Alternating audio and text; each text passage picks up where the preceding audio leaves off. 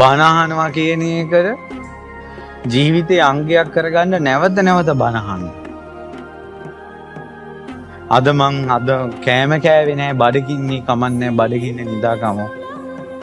කෑම කාපු නැති එක මතක් වෙනවා නම් නිදා ගන්න යද්දි අද බණක් අහපු නැති එක මතක් වෙනවා නම් අන්න ඒ විදිහට බණ අහන්න.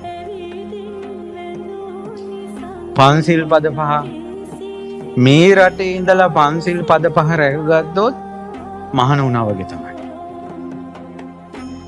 ඔයාලට මහාන වෙන්න බැරි නම් ගිහි ජීවිතේත් ගත කරන්න ඕනේ නම් හැබැයි ජීවිතේ ශ්‍රේෂ්ඨයෙක් වෙන්නත් ඕනේ නම් ගිහි ජීවිතේ ඉඳලා පන්සිල් පද 5 රැකගන්න.